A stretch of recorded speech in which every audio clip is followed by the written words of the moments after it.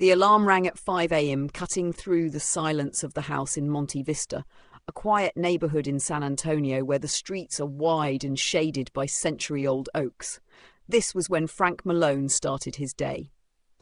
At 64, after decades running his small auto repair shop on the south side of town, he now found himself preparing breakfast and organizing medications for his daughter-in-law, Emily.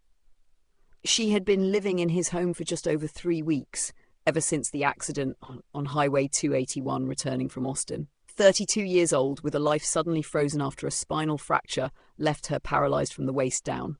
Frank's son, Daniel, was working on an oil platform in Alaska and wouldn't be back anytime soon. On the short, cold phone call, he had said, "Dad, I can't leave the job. Emily needs care. It has to be you." Frank didn't argue, just said, "Okay," and hung up.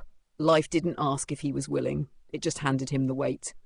That morning, while flipping pancakes and letting the smell of fresh coffee fill the kitchen, Frank heard a faint voice from down the hall. "Mr. Malone, could you help me with the pillow?" It was always Mr. Malone, never Frank. Never anything more familiar. He walked to the guest room where Emily spent most of her time. She was staring out the window, her brown hair unkempt, face drawn with the look of someone who no longer knew how to exist. "Of course, sweetheart, let's fix that," he said, with the calm of someone who knows pain doesn't rush. Frank's hands were large, calloused from years of mechanical work. But when he touched Emily's head to adjust the pillow behind her neck, his fingers learned a new language, tenderness. "Did you sleep any better?" "I don't know. I dreamed I was running. Then I woke up and—" She paused, eyes glistening. "I remembered I can't even get out of bed by myself." Frank didn't respond. He had learned to let silence sit where words wouldn't help. Instead, he said, "I made pancakes. Got some of those blueberry muffins from the corner bakery. Remember the ones you liked?" She gave a barely there smile. "With melted butter?" "And maple syrup," he said, a little proudly. Helping her from the bed to the wheelchair was always the hardest part, not just physically, but emotionally. Emily, proud and stubborn, never asked for help unless it was absolutely necessary. And Frank, always careful, did his best not to let her see how deeply it affected him. Over breakfast, the house seemed to breathe a little. The radio played soft jazz. Frank served the pancakes with a fatherly care. "Daniel called last night," he mentioned casually. Emily just nodded, slicing slowly into the food. "Said he might come home for Christmas." She looked up. Her expression was a blend of hurt and skepticism. "He said that on my birthday too. Ended up sending Amazon flowers." Frank sighed. For the first time, he allowed himself to say something he'd always swallowed. Dan's always been like that. Big promises, small follow-through. The silence that followed wasn't awkward, it was revealing. "Why do you think you stayed with him?" Frank asked. Clearing the plates, Emily hesitated. Then, gazing at the light filtering through the window, she answered, "For the same reason, you still wait for a call that might never come." Frank sat down slowly across from her. For the first time in weeks, something passed between them that wasn't just pain. It was understanding. And in that moment, as she distractedly reached for the blueberry muffin with fragile hands, and he gently brushed a crumb from her blouse, neither of them knew they were already building something quiet, invisible, but real. Something neither of them was ready to name yet. The morning settled into a rhythm. By 6:30, Frank had already laid out breakfast. Eggs over easy, bacon crisp, toast with strawberry jam, Emily's favourite. He always placed the small blue napkin on her side of the table. Details. It was in the details that he tried to build something normal. Emily wheeled herself in from the hallway, her movements deliberate, rehearsed. Every bump on the floor, every angle of the chair, mapped out in her new geography of limitation. She barely made eye contact. "Smells good," she murmured, voice flat. Frank nodded, pouring coffee into her cup. "Thought I'd skip the pancakes today, mix it up." They ate mostly in silence, but it wasn't the same silence as before. This one was quieter, almost companionable. As if the absence of words held a mutual understanding neither had the language to express. After breakfast, Frank helped her into the recliner in the living room. The TV was already on, low volume, news cycling through another wave of politics and weather alerts. Emily didn't watch. She stared at the screen, unfocused. Frank brought her medication in a small plastic cup along with a glass of orange juice. "You feeling all right today?" She hesitated. "My back hurts a bit, but not as bad as yesterday." He nodded. Every day was some version of pain. What changed was how much she let it show. Frank spent the next hour working on a broken garden hose in the garage. The smell of motor oil, rusted tools, and memories of his old life filled the air. It was a world he knew. Predictable. Logical. But inside that house with Emily, everything was emotional landmines and unspoken grief. Just before lunch, he found her by the window, sketchpad on her lap. It was the first time he'd seen her draw since the accident. "What are you working on?" he asked, keeping his distance. "It's nothing, just lines." He moved closer. They weren't just lines. It was the outline of a building, something modern, airy, with lots of glass. "Architecture?" She shrugged. "Used to be the plan, before all this." Frank looked at her. Really looked. Not like a caregiver, an old man doing his duty, but as a person standing at the edge of someone else's heartbreak. "You should keep drawing." She didn't answer, but she didn't close the sketchbook either. That evening, they sat on the back porch. Emily wore a light cardigan, her legs covered with a throw blanket. The sunset in Texas stretched out across the horizon in oranges and purples, bleeding into the dry hills. Frank sipped from a mug of lukewarm tea, watching the light fade. Emily, beside him, traced the handle of her chair absently. "I miss being touched," she said, so quietly it might have been the wind. Frank turned to her slowly, unsure if he'd heard right. "I mean, not like that," she added quickly. "Not sex, just someone brushing my hair, someone putting a hand on my arm, and not because I'm broken." Frank set his cup down. His voice was low, steady. "You're not broken, Emily." She laughed, one of those small, bitter laughs people use to stop from crying. "I'm not whole either." He didn't argue. Instead, he reached over and after a pause, gently placed his hand over hers. It wasn't romantic, it wasn't anything it shouldn't be, but it was everything she needed. They sat like that until the sun disappeared completely. No declarations, no apologies. Just two people, left behind by the same man, trying to figure out how to be seen again. The scream woke him at 2:47 a.m. Frank sat up in bed, disoriented for only a second. Then he heard it again, raw, sharp, unlike anything he'd heard from her before. He ran down the hall barefoot, heart pounding. Emily's door was cracked open. Inside, the bedside lamp was on, casting a pale yellow over her contorted face. "My back," she gasped, gripping the sides of the mattress. "It's spasming. I can't breathe through it." Frank rushed to the bathroom cabinet, found the prescription bottle, and shook 2 pills into his palm. But Emily shook her head. "Already took them. They're not working." Her face was slick with sweat, her hair clinging to her cheeks. I need pressure, massage, that's the only thing that helps." Frank froze. "A massage?" He hesitated, caught between duty and doubt. "Emily, maybe I should call the nurse or the doctor." "At 3 a.m? She snapped, then immediately softened. "Please, I wouldn't ask if I wasn't desperate." Frank exhaled slowly. She was right. This wasn't about anything else but pain. He pulled a chair to the side of the bed, grabbed the menthol ointment from the drawer, and sat. "You'll have to turn," he said gently. "I know." It took effort and coordination. Frank helped her roll to her side, her body rigid with pain. Her t-shirt was soaked through. With shaking hands, he pulled it up just enough to reveal her lower back. She didn't flinch. He warmed the ointment between his palms. Then carefully he touched her. The heat of her skin, the tremble of strained muscles, the jagged breaths, it all made his chest tighten. He didn't know what he was doing exactly, but his hands moved with more instinct than knowledge, finding knots, tracing lines of tension. Emily didn't speak, but she began to breathe more slowly. The tension in her spine softened. "Right there, yeah, that helps," she whispered. He kept going, a rhythm forming. Her sighs turned from gasps of pain to something softer, closer to relief. By the time she was breathing evenly again, nearly an hour had passed. Frank lowered her shirt, helped her adjust her position, and pulled the blanket up over her. She didn't meet his eyes. Her voice was barely audible. "Thank you. I'm sorry I woke you." "It's all right. I'd rather be here than anywhere else."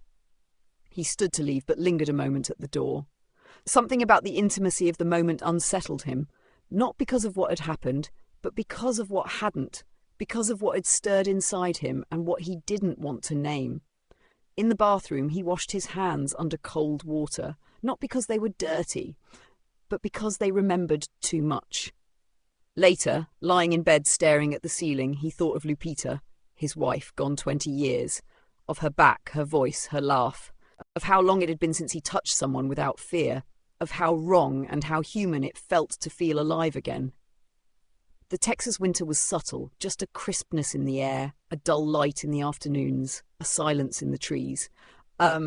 Frank had started lighting a fire in the evenings, more for comfort than warmth. Emily always sat near it, a throw blanket across her lap, her sketch pad open but often untouched. One night, as the wind rustled the old live oaks outside, she spoke without warning. "Tell me about her." Frank looked up from his crossword. "Who?" "Your wife, Lupita." He blinked, caught off guard. Her name hadn't been spoken in the house in years. It floated now like smoke. "She was fiery," he said finally. "Loved to dance in the kitchen, talked to everyone like they were family, had the sharpest tongue and the softest hands." Emily smiled, tracing a line on her sketch pad. "Sounds like someone I would have liked. She would have loved you, especially your stubbornness." A silence passed between them, neither heavy nor awkward. It felt like shared space, two people sitting across a chasm of loss and finding a bridge in memories. "Daniel never talks about her," Emily said. "He was 12 when she died. I think he buried the memory to survive it." "Did you ever think about marrying again?" Frank took a long breath, then let it out slowly. "Once. But it didn't feel right. After Lupita, everything else felt quieter." Emily nodded, her voice low. "Sometimes I wonder if people get more than one great love in life." Frank looked at her, really looked. The firelight flickered on her face, casting soft shadows under her eyes, tracing the curve of her cheek. "Sometimes love comes in unexpected shapes, and sometimes it doesn't ask permission." She closed her sketch pad slowly, then meeting his gaze. "I used to think Daniel was my forever. Now I'm not even sure he knows who I am anymore." "He doesn't see you," Frank said, his voice firmer than he expected. "Not really." Emily blinked, surprised. Then her lips quirked into a sad smile. "You do." The room felt suddenly too quiet. The fire crackled. A dog barked in the distance. Frank stood, walked to the kitchen, poured himself a glass of water just to have something to do. When he returned, she hadn't moved. "Do you believe in second chances?" she asked. He sat again, hands folded. "I believe in unexpected ones. They're quieter. They don't announce themselves. They just arrive. And you have to decide if you'll answer."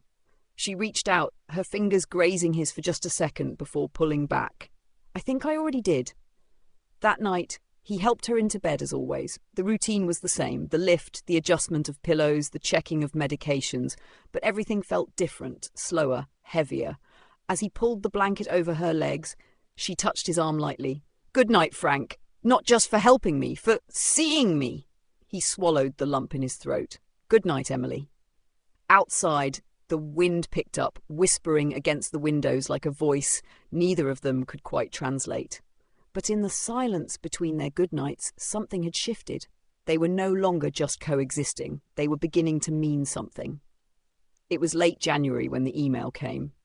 Emily had been quiet all morning, staring at the laptop screen on the kitchen table. Frank, finishing up the dishes, noticed the tension in her shoulders. "Everything all right?" She didn't answer right away. "Then he got a job offer. Dubai, 2-year contract." Frank dried his hands, waiting. "He says it's a once-in-a-lifetime opportunity. High salary, great benefits. Is he asking you to go with him?"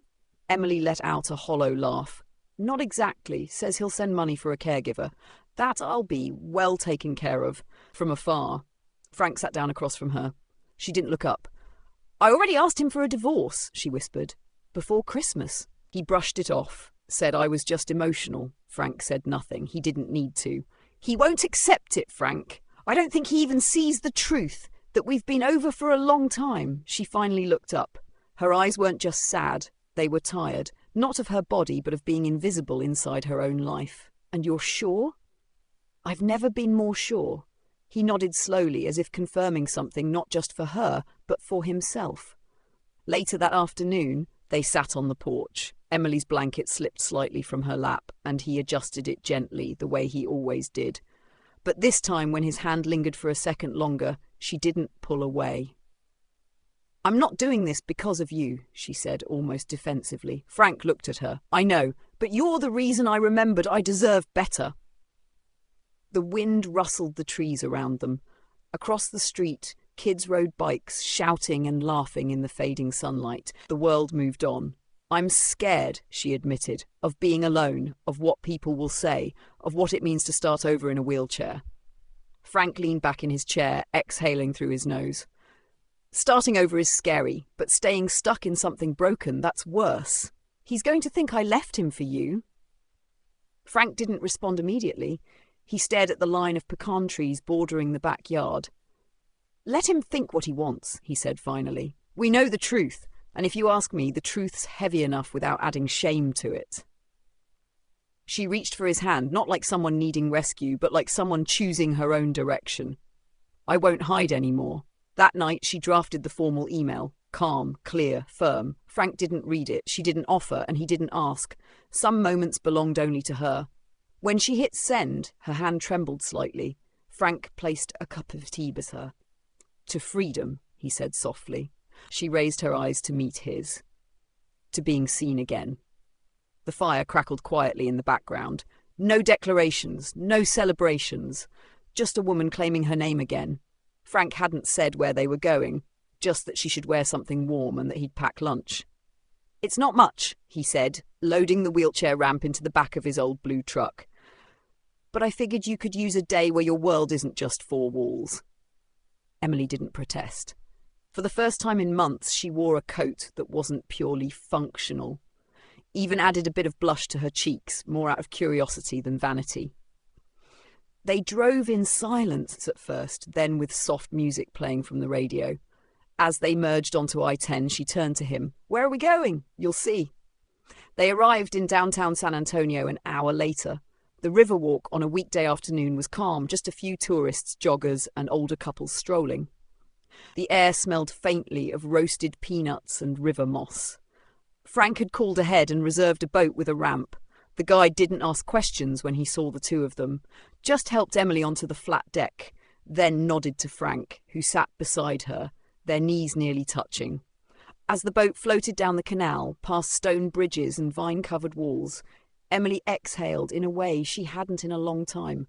"I used to come here when I was younger," she said, "when I still thought the world was wide open." Frank looked over at her. The wind caught her hair and lifted it gently, like a slow-motion frame from a forgotten movie. "It still is," he said. "Maybe not in the way we imagined, but that doesn't mean it's closed." They shared a sandwich and some fruit from the cooler. She laughed for the first time in weeks when a pigeon landed on the boat railing and stared at Frank's banana as if personally offended he wouldn't share. After the boat ride, they wandered a bit along the path, Frank pushing her chair when needed, letting her glide on her own when the pavement was smooth. They paused at a little shop selling hand-painted tiles. Emily admired a piece with a simple inscription. "Start where you are." "That's us, huh?" she said. Frank smiled. "It is now." That evening they sat on a bench by the edge of the canal. The sun was setting, casting long shadows and turning the water into a strip of gold. "Can I tell you something?" Emily asked, voice soft, always. "I thought I'd never feel beautiful again, not after the accident, not with this body." She looked at him, her eyes vulnerable but steady. "But today I didn't feel invisible. Not once, and I think a lot of that's because of you." Frank looked away briefly, the emotion pressing behind his ribs. When he turned back, his voice was quiet but clear. "I see you, Emily, all of you, and I don't think I've ever seen someone carry themselves with more grace." She didn't respond right away. Instead, she rested her head lightly on his shoulder. They sat like that until the streetlights flickered on. It wasn't romance. Not yet, but it was something just as dangerous. Something real. The knock on the door came early, a firm, businesslike rhythm. Frank opened it to find a man in his 30s, clean-shaven, expensive coat, the kind of posture that says I'm here on someone else's behalf. "Mr. Malone, I'm Robert, a friend of Daniel's." Frank didn't smile, just nodded and stepped aside. Robert entered with polite energy, placing a sleek carry-on by the door. Emily wheeled in from the hallway just as Frank said, He's the one from Alaska, the guy Daniel mentioned. Emily gave a small smile. Robert, right? You've had dinner with us before, a couple of times before the accident. I remember, Robert replied, eyes scanning the living room with quiet curiosity. Place looks nice, comfortable. The visit had been arranged in an email Daniel sent a week ago. Just to check in, make sure everything's good, a second pair of eyes. It had felt harmless. Now, with Robert standing in their living room, it didn't.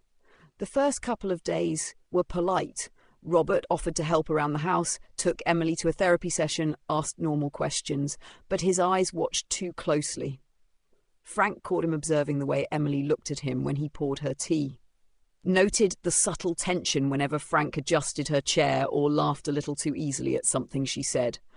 On the third night, Robert stayed up late, sitting outside on the porch with Frank. You and Emily seem close, he said, a beer bottle in hand. Frank looked out at the darkened yard, his voice steady. She's been through hell. I try to be present. That's more than Daniel's managed, from what I can see. Frank didn't reply. Robert took a sip, then leaned back. He's worried, you know, that there's something happening between you two. Frank turned to look at him fully for the first time. Nothing's happened, he said, but things have changed. Robert nodded slowly, as if confirming a suspicion. Does she know how you feel? The question hung in the night air. That's not your business, Frank said calmly. And it's not Daniel's either. Not anymore. The next morning, Emily found Frank in the garage, sitting on the old workbench, staring at his hands. What happened? She asked. He shook his head. Robert suspects. Daniel does too. He sent him here for answers. Emily leaned forward slightly in her chair. And what did you tell him? The truth, that nothing's happened, but that it's not simple anymore. They stood in silence, the hum of a distant lawnmower filling the space between them. Maybe it's time we stop pretending we don't care, Emily said finally. Even if we're not doing anything wrong, hiding makes it feel like we are. Frank nodded. That night, for the first time, he sat beside her on the couch while they watched a movie. Not across the room, not in another chair, just beside her, as if making a quiet statement. And when Robert walked in from the guest room hallway and saw them, Frank's arm casually draped across the back of the couch, Emily's head resting lightly on his shoulder. He didn't say anything, but he didn't have to. Daniel arrived on a Friday, just past noon. Frank heard the Uber pull up. When he opened the door, his son stood there in a black jacket, phone still in hand, sunglasses hiding tired eyes. Hey, Dad! Frank stepped aside. Daniel walked in like he still lived there. Like nothing had changed. Emily waited in the living room, her posture composed, her expression unreadable. Emily, Daniel said, walking over, leaning in awkwardly as if to kiss her cheek, then pulling back. You look good. Better. She offered a small nod, no smile. The afternoon passed in clipped conversation. Daniel unpacked, set up in the guest room. He talked about Dubai, new job, new money, how he was building something big. Frank listened without comment. Emily didn't ask questions. At dinner, Daniel finally said it. About the divorce thing. Emily set down her fork. It's not a thing, Daniel, it's a decision, he scoffed. Come on, Em, we've had rough patches before. This is just more complicated. Doesn't mean we quit. Frank stayed silent, watching both of them. This isn't about rough patches, she replied. It's about being seen. And you stopped seeing me a long time ago. Daniel's gaze flicked to Frank, then back. So is this about him? Emily didn't answer immediately. It's about me, about the person I had to become when you weren't here. Daniel turned to Frank now. And you? Just stepped in like the good old fixer, helping out where the son failed. Frank stood slowly, his voice calm but firm. I stepped in because someone had to. You didn't. And along the way, what? You two got close? Too close? Emily's voice cut through the air then, clear and steady. We have never crossed any line, Daniel, but we've built something. Trust, care, respect, things that used to be part of our marriage. Daniel stood abruptly, chair scraping the floor. This is insane. My father and my wife? You don't even see how messed up this is. Frank met his son's eyes. What's messed up is abandoning someone who needed you and being surprised when someone else shows up in your place. Daniel shook his head, overwhelmed, furious, lost. I don't know what's worse, that this happened, or that neither of you seems ashamed. Emily's voice was soft but unshakable. I've already lived with shame, Daniel. I'm done with it. The silence that followed was thick with finality. Frank didn't speak again. Emily didn't flinch. Daniel left the room, the door slamming hard behind him. That night, the house was quieter than usual. Not awkward, just hollow. Something had broken, and maybe it needed to. In the kitchen, Frank poured a glass of water.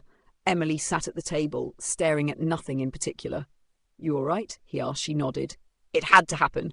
Yeah, Frank replied, looking down at the glass. It did. They didn't say anything more. They didn't need to. Daniel left early the next morning. No goodbye, no note, just the sound of a door shutting and a car pulling away. Frank stood in the living room holding a mug of untouched coffee. Emily watched from the hallway, her expression calm, but her eyes heavy. That's it then, she said. Frank nodded once. They didn't talk about it again. Over the next few weeks, everything shifted in quiet, invisible ways. Emily moved into the back bedroom, the one with the better light where she could draw by the window. Frank remodeled the kitchen drawers so she could reach things more easily. They settled into a new rhythm that wasn't built on obligation or secrets. It was simple and real. One afternoon, while Frank repaired a fence out back, Emily wheeled herself down the path he had laid with stone pavers. She handed him a letter, Daniel's signature on the bottom of a formal divorce agreement. It's done, she said. No objections. Frank held the letter for a moment, then folded it carefully. You okay? Relieved, she said, and terrified. That night, as the spring breeze drifted through the screen door, they sat on the porch and talked for hours about their lives before, about what they wanted now, about where to go from here. We could sell the house, Frank offered. Start fresh somewhere quieter. I've still got that old cabin outside Fredericksburg. Emily smiled softly. What would people say? Whatever they want, he replied. But they don't live in this house. We do. She looked out at the fading sky. Frank, we've never been lovers, not in the way people assume. But I love you more honestly than I ever loved Daniel. It's not romantic. It's sacred. Frank didn't speak. He took her hand instead. They didn't move to the cabin. Not yet. They stayed in the house a while longer, planting herbs in the backyard, building shelves together. Emily began teaching architecture remotely to community college students. Frank reopened part of his garage as a place to teach kids how to fix bikes and lawnmowers. The town talked. Of course it did, but over time the gossip quieted. People saw what was really there. Two people sharing life. No performances, no guilt, no apologies. On the 4th of July, they hosted a small barbecue. Neighbours came, brought lemonade and pies. Someone asked Emily if Frank was her father. She smiled. Something like that, she said. He's the person who saved me when I didn't even know I needed saving. As the fireworks lit the sky that night, Frank looked at her. She was bathed in red and blue flashes, eyes fixed upward, lips parted slightly in awe. You ever wish we met differently? Sometimes, she whispered. But then, maybe we wouldn't have seen each other the way we do now. And she was right. Because what they had wasn't about timing or perfection. It was about choosing each other every day, in the quiet hours, in the long silences, in the healing. It was love. Not the kind sung about in country ballads or shouted from rooftops, but the kind built slowly through shared burdens, gentle hands and patient hearts. A love that didn't need a name, because they already knew what it was. If this story moved you, subscribe for more quiet, powerful journeys through the choices that shape who we become and who we choose to hold close.